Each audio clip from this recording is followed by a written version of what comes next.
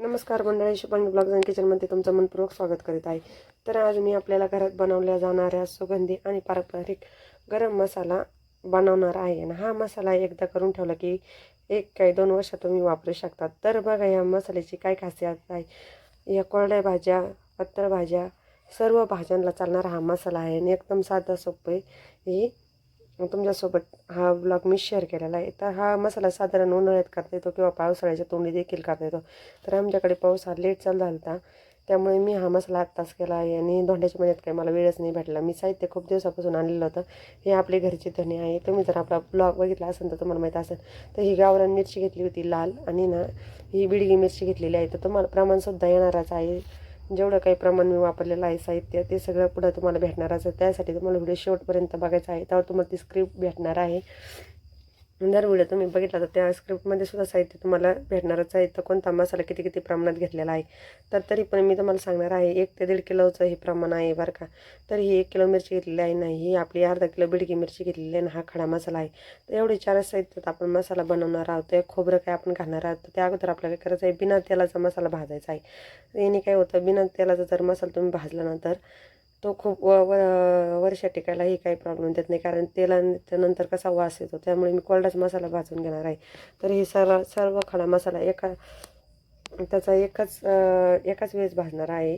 जेवढा काही असेल तो आपण सोडून लगेच भाजून घेणार. त्या अगोदर आपण काय केलं तर उन्हात मिरच्या वगैरे ठेवल्या त्या तुम्हाला तर माहीतच आहे. तर काय करायचं, याचं देठ आपल्याला एक एक करून सर्व देठ काढून घ्यायचे आहे. तर ही बिडकी मिरची घातलेली आहे. का घातलेली आहे तर कलर येण्यासाठी घातलेली आहे.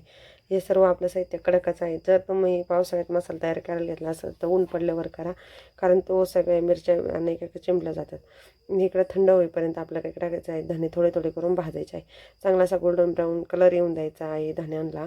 आणि मसाल्यालासुद्धा जेवढं काय असेल तर गॅस शक्यतो मंद आचेवरच भाजायचं सर्व साहित्य, म्हणजे याचा सुगंधच भाजतानाच वेगळा येतो. तर मसाला तुम्ही बघा किती अप्रतिमीची चव होणार आहे. आणि कुठल्याही भाजीला तुम्ही वापरू शकता. हिची खास अशी तरीसुद्धा येते बरं का. तर मी काही भाजीचा अजून मसाला तयार करून आणला आहे, पण अजून काही वापर केलेला नाही. तर तुम्हाला लवकरच ज्या भाजी टाकणार आहे तर ती भाजीसुद्धा तुमच्यासोबत शेअरच केली जाईल. तर जर तुम्ही आपल्या चॅनलला जर नवीन असाल तर चॅनलला सबस्क्राईब करायला विसरू नका, आणि लाईक करा, शेअर करा, कमेंट करा. हा मसाला तुम्ही नक्की बनवून बघा.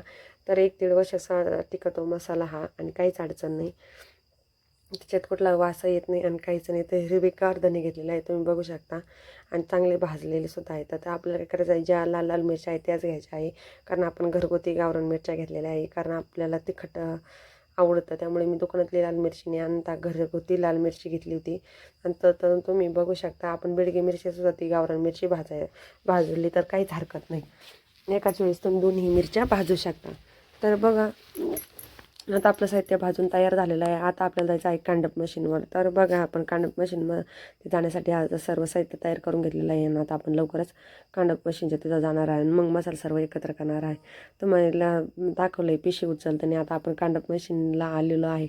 तर बघा तिथं कांडप मशीनसुद्धा आहे, आणि त्या आजी होत्या त्यांच्याकडून आपण हा मसाला सर्व बारीक करून घेणार आहोत. तर तुम्ही बघा सर्व मसाला भाजला थंड व्हायला त्यांनी आपल्याला सांगितलं. त्यासाठी मी काय केलं, सर्व मिश्रण एकाच वेळेस टाकून घेतलं आणि थंड व्हायला ठेवलं. तोपर्यंत त्यांनी काय केलं, मग मशीन लाईटीवरचं कांडप मशीन आहे, आणि मसाल्याला गेल्यावर तुम्ही सुद्धा एक रुमाल घेऊन जा. मी काही न्यायला नव्हता, कारण तिथं मसाला कुटायला लागलो, ठसका यायला सुरुवात होती.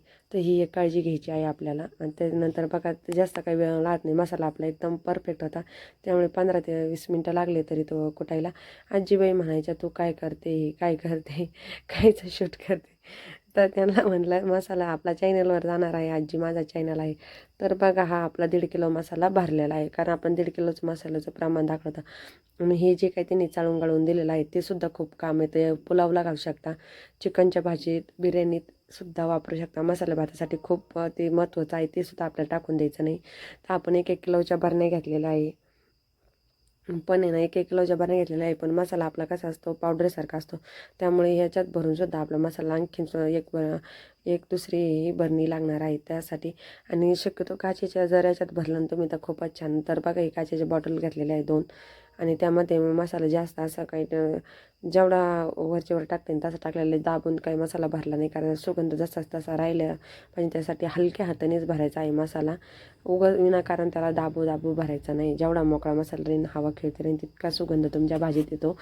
याचीसुद्धा तुम्हाला काळजी घ्यायचीच आहे. तर बघा आपला मसाला तयार होऊन आलेला आहे. एका दिवसाची खाली 2 तासाची मेहनत होती. पण मसाल्याचं ते प्रमाण मी अगोदरच शोधून आणलं तर मला आणि हे सुद्धा आपल्याला काही वापरायचं आहे बिर्याणीत किंवा मसाला भातात पुलावमध्ये सगळं प्रमाण व्यवस्थित टाकूनच. आणि मसाल्यात तरीसुद्धा खूप येणार आहे. कलरसुद्धा तुम्ही बघू शकता किती मस्त हा गरम मसाला आहे. हा आपल्या चॅनलचा स्पेशल मसाला आहे शुभांगी ब्लॉग्स अँड किचनचा. एकच नंबर मसाला झालेला आहे कारण वासच त्याचं इतकं सुगंधित आहे. तुम्हाला स्क्रिप्टसुद्धा दाखवलेली आहे कुठलं प्रमाण किती किती घेतलेलं आहे, किती किती ग्रॅम वापरायचं आहे त्यासाठी दिलेलं आहे. जर तुम्ही व्हिडिओ शेवटपर्यंत बघितलं तरच तुम्हाला ते कळणार आहे. तर तुम्ही बघा स्क्रिप्ट तुम्हाला अगोदरच सांगितली होती आणि यानुसार तुम्ही प्रमाण वापरायचं आहे. चला पूर्ण भेटू नवीन व्हिडिओमध्ये. तोपर्यंत धन्यवाद.